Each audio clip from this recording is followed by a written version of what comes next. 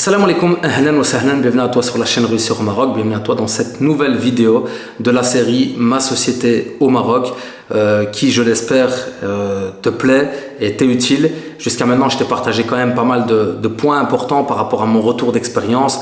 Voilà, comme je l'ai dit, je voulais vraiment faire quelque chose de personnalisé parce qu'aller chercher de l'information sur internet par rapport à la création de société, c'est devenu trop facile. À vous demander à ChatGPT, il va vous répondre. Voilà, ici on n'est pas dans quelque chose de trop standard. J'essaie vraiment de vous apporter voilà, quelque chose de réel, quelque chose que j'ai vécu, quelque chose que je continue à vivre parce que je suis en plein dedans, je suis entrepreneur, je suis au Maroc, voilà, je suis vraiment un petit peu dans le schéma dans lequel vous seriez amené à être également. Et mon but, c'est de vous partager des expériences du terrain et non pas uniquement de l'information en bloc comme un site d'actualité parce que c'est pas du tout mon rôle. Voilà, alhamdoulilah, il y a des gens qui le font très bien, vous pouvez retrouver de l'information intéressante. Mais voilà, ici, j'essaie de vous partager vraiment des retours d'expérience et je l'espère, ça vous est utile. Alors aujourd'hui, dans la série, on va parler de tout ce qui est gestion de la société, tout ce qui est compte bancaire aussi, ça revient quand même pas mal la question, quelle banque choisir au Maroc, etc. Alors j'aurais aimé vous faire une vidéo voilà, un petit peu dans les rues du centre-ville de Kenitra, à proximité de ma banque. C'est comme ça que j'avais projeté ma vidéo et peut-être qu'un jour, Inch'Allah, j'en ferai une où j'interviewerai peut-être même un conseiller. Mais ici dans cette vidéo, à nouveau, mon but c'est pas de vous faire une comparaison des banques de toutes les cités, etc. Mais je vais vous expliquer tout simplement comment ça s'est passé de mon côté, un petit peu les erreurs à nouveau que j'ai fait au niveau de ma gestion, dans mes choix au départ. Et comment ça se passe, la gestion de ma société aujourd'hui, sachant que ma société marocaine, elle est vraiment quasi inactive. Donc ça, j'ai pas de souci à le transmettre parce qu'aujourd'hui, comme j'en ai déjà parlé, c'est ma société belge, mon entreprise belge qui est vraiment mon activité principale et qui tourne, alhamdoulilah, voilà, correctement. La société marocaine, elle a peu de gestion. Voilà, franchement, elle a peu de gestion. C'est une société que j'ai créée plus en sous-traitance, dans une volonté à nouveau de recruter, etc. Mais j'ai peu de gestion au niveau de la société, donc peut-être que mon retour d'expérience ne sera pas extrêmement fourni. Et Inch'Allah que j'aurai l'occasion de vous partager également des retours d'expérience d'autres gérants d'entreprises. Donc ça c'est le but aussi. Mais je vais déjà un petit peu vous apporter quelques informations clés par rapport aux erreurs de choix que j'ai pu faire, par rapport aux idées un petit peu aussi utopiques que j'avais et comment ça se passe aujourd'hui, un petit peu les démarches au niveau de la gestion, etc. Alors, première erreur que j'ai fait, c'est que je me suis dit, je vais aller vers Rabat. Parce que j'avais en tête que Rabat, c'est la ville administrative, ce qui est le cas. Et Rabat, c'est classe, c'est la capitale, c'est là qu'on fait les papiers, etc. Et vu que je suis de Kenitra, que je ne suis pas trop loin, ben je me suis dit, je vais tout faire à Rabat. Donc, premier compte bancaire que j'avais créé au Maroc, c'était à Rabat. Quand j'ai créé ma société, c'était à Rabat, etc. Et honnêtement, ce n'était pas un choix judicieux. Pourquoi? Parce que moi, aujourd'hui, ce que je vous conseille concrètement, c'est de faire les démarches, bien entendu, créer votre compte bancaire, enfin, choisir une banque, un comptable, créer votre société, votre siège social dans la ville où vous allez vivre, où vous allez vous installer.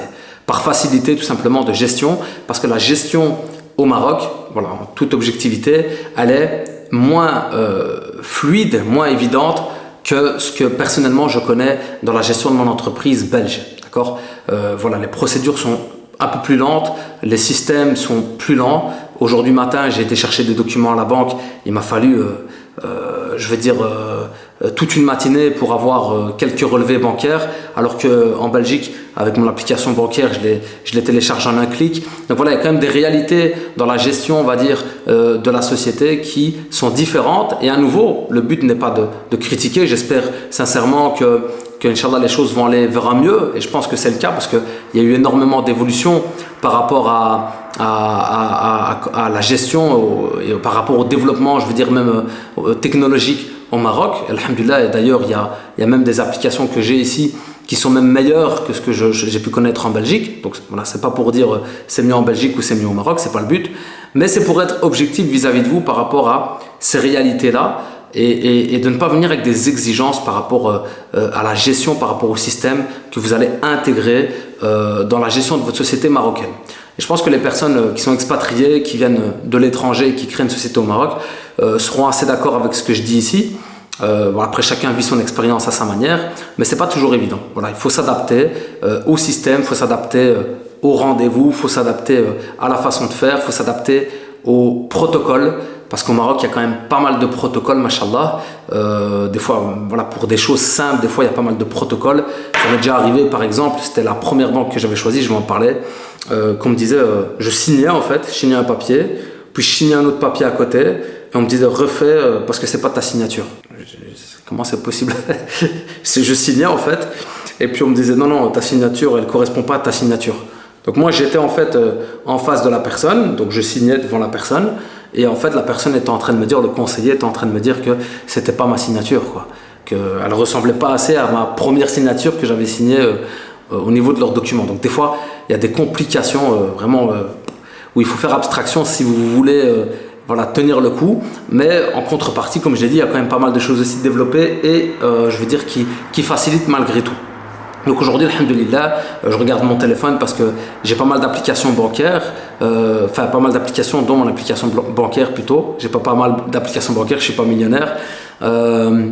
Et c'est vraiment, il y a quand même des facilités et les choses vont vers un mieux, je le sens réellement. Donc voilà, c'est pas pour faire juste de la publicité, mais véritablement les choses vont vers un mieux. Donc première erreur, comme je l'ai dit que j'ai fait, c'était le fait de m'orienter vers Rabat parce que c'est lourd.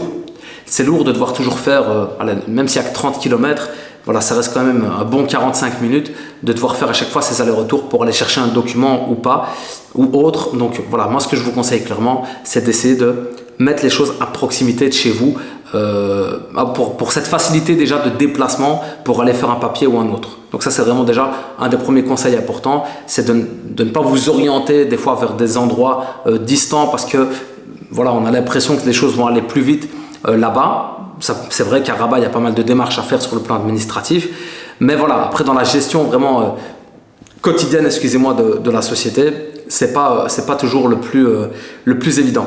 Alors deuxième point également, où je veux dire je suis venu un petit peu avec des idées utopiques, c'est qu'effectivement il y a des banques dites islamiques au Maroc. Et moi clairement je me suis dit, ben voilà, c'est quelque chose d'intéressant, je vais passer par ce type de banque parce que comme j'ai déjà expliqué mes positions par rapport aux banques, donc voilà, pour moi il était intéressant d'avoir justement des alternatives de banques islamiques au Maroc.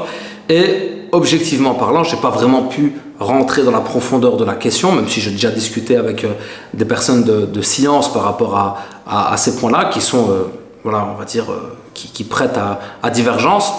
Mais bon, c'est pas du tout un domaine que je maîtrise, donc c'est pas le but, je ne veux pas rentrer là-dedans. Mais il y a quand même une réalité en fait, et qui est importante. L'éthique, certes, de la banque, du moins ce qu'elle présente, ou de n'importe qui finalement, hein, c'est un principe général, c'est bien, mais il faut que dans les arrangements, dans les transactions avec les personnes, les choses doivent se faire correctement. Parce que si on prétend avoir une éthique islamique et qu'on ne respecte pas ou qu'on ne fait pas les choses correctement, qu'on ne fait pas un travail de qualité, parce que ce que je veux dire par là, c'est que se donner une image islamique et en contrepartie négliger son travail ou faire un peu n'importe quoi, voilà, ça peut porter préjudice. Alors je ne dis pas que c'est le cas, pas du tout, je ne suis pas en train de m'attaquer aux banques islamiques au Maroc, pas du tout. J'encourage ces alternatives, du moins pour ce qu'elles présentent. Clairement, c'est une alternative, Inch'Allah, qu'on espère qui va de mieux en mieux se développer. Mais j'avais été déçu, honnêtement, du service d'une des banques islamiques, pour ne pas la citer. La première banque chez qui j'avais été, j'avais vraiment été déçu du service. Parce que voilà, c'était pas du tout au point et c'était vraiment une complication supplémentaire. Donc j'ai changé, je me suis orienté vers une banque qui est parmi les banques les plus populaires au Maroc, qui s'appelle donc Attijari Wafa Bank, qui est une banque très connue. À nouveau, je suis pas là pour faire de la publicité, mais voilà, il faut aussi savoir reconnaître quand les choses sont bien faites. Jusqu'à maintenant, j'ai eu un conseiller où j'ai créé mon compte bancaire qui a vraiment très bien travaillé depuis le départ. Bon, aujourd'hui, il vient d'avoir un changement, donc on va voir comment les choses se passent, mais c'est souvent lié au conseiller finalement, avec lequel vous allez échanger, etc. Et moi, il m'a toujours beaucoup aidé dans sa façon de travailler, il m'a toujours bien servi. Et franchement, jusqu'à aujourd'hui, je suis assez satisfait ben voilà, de cette banque et du moins du service qui a été fourni. Après, voilà, il y a quand même des réalités aussi qui sont à prendre en considération à nouveau dans la gestion des choses, comme j'ai parlé des relevés bancaires, etc. Il y a encore je pense, des points d'amélioration au niveau du système, au niveau de la fluidité des choses, parce qu'on est quand même aussi dans un autre contexte, dans un autre continent, dans un autre environnement. Il y a quand même aussi plus de vulnérabilité à certains niveaux, au niveau des systèmes bancaires, etc. Et c'est ce qui fait que des fois les procédures peuvent être plus lourdes. Donc voilà, conseil, vous devez avoir de la patience pour faire vos démarches. Et à nouveau, venez avec le principe que c'est vous qui venez dans un pays, que ce soit le Maroc ou n'importe quel autre pays, et c'est pas vous qui allez changer le pays en fait. Le pays, il est comme il est, il fonctionne d'une certaine manière. Certes, si vous pouviez apporter une modeste contribution, c'est très bien, mais vous allez vous faire du mal à vouloir que les choses fonctionnent comme vous l'avez décidé. D'accord? Donc il faut vraiment se dire que c'est à nous de nous intégrer dans le système du pays et pas l'inverse. C'est pas le système qui va changer pour nous. D'accord? Donc ça, c'est un point vraiment important. Avoir de la patience dans les démarches et dans la gestion de votre société. Après voilà, au niveau de la gestion, la gestion elle est assez similaire à n'importe quelle autre gestion d'entreprise.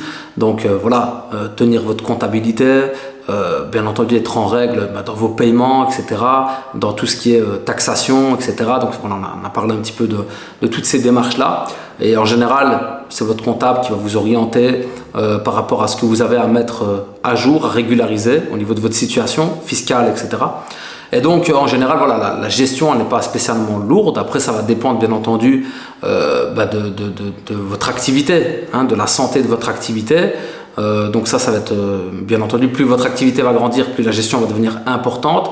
Et plus il va vous falloir du renfort. Et plus il va peut-être vous falloir vous orienter vers des personnes de plus en plus compétentes aussi. Donc c'est ce que je vous souhaite, Inch'Allah, c'est que les choses puissent aller vers le meilleur, Inch'Allah. Mais bien entendu, la gestion elle est proportionnelle. Comme moi je l'ai dit, actuellement ma société n'est pas spécialement hyper active parce que voilà, c'est une volonté, il faut comprendre que c'est une volonté de ma part et c'est aussi une réalité. Donc du coup, ma gestion elle est assez facile entre guillemets et il n'y a pas vraiment de grosses contraintes. Donc voilà, dans l'ensemble concernant la gestion, le choix de la banque, etc. Donc moi je suis pas là pour vous dire allez dans telle banque, etc. Pas du tout, au contraire. Donc c'est pas du tout moi qui vais vous encourager à aller à droite ou à gauche dans telle ou telle banque. Voilà, c'est pas mon domaine. Voilà, c'est pas moi qui vais vous orienter vers ça. Mais voilà, je vous ai donné un petit peu un retour d'expérience par rapport à mes choix personnels, quelques ingrédients qui me semblent importants à tenir en compte pour que votre entreprise soit gérée correctement, parce que ça aussi souvent j'ai remarqué, et c'est bien que je termine aussi un peu avec cette notion-là et cette vision-là. Souvent on se dit qu'une activité, faut gagner de l'argent, il faut gagner beaucoup d'argent, etc. Souvent une des causes qui fait qu'une activité ou un projet ou un business tombe à l'eau, c'est une mauvaise gestion. D'accord? Donc ça c'est souvent négligé, ce côté gestion, peut-être administratif, etc. Parce qu'on se dit que voilà, il faut juste faire du chiffre, il faut juste gagner beaucoup d'argent. Mais en fait, quand la gestion elle est pourrie et quand la gestion elle n'est pas tenue correctement, clairement, c'est parmi les causes les plus fréquentes qu'une société doit fermer et qu'un projet tombe à l'eau. D'accord? Donc à ne pas négliger, voilà, prendre en considération, comme je l'ai dit, les paramètres, l'environnement, le contexte, le système dans lequel vous allez évoluer, vous adapter, mais aussi, surtout, voilà, aussi à vous de faire preuve de rigueur et de faire preuve de ténacité, dans le sens où vous avez besoin d'un document, vous allez chercher ce document. Il faut du temps pour l'avoir, c'est pas grave. Voilà, tout à l'heure, par exemple, j'ai mis des petits coups de pression. Il m'a dit reviens après 15-20 minutes. J'étais là, j'étais assis. Ça lui a mis une petite pression, ça a un peu boosté les choses. D'accord? Donc, à vous aussi de faire preuve de rigueur, toujours de façon correcte, bien entendu, et de pas uniquement suivre ce qu'on vous dit, parce que voilà, là, vous risquerez d'être mené en bateau par certaines personnes qui ont des fois pas envie de travailler. C'est des réalités aussi, mais ça, c'est partout pareil. Donc voilà, je pense que vous avez besoin de tenir la gestion de votre société correctement. À vous aussi de faire preuve de rigueur par rapport à ça. Donc voilà, par rapport à la question de la gestion du compte bancaire, etc. C'est un peu ce que je voulais vous transmettre de façon assez légère. Si vous avez plus de questions, n'hésitez pas. En commentaire, on est là pour ça aussi. Et alors, on évolue, Inch'Allah, dans la série Ma société au Maroc.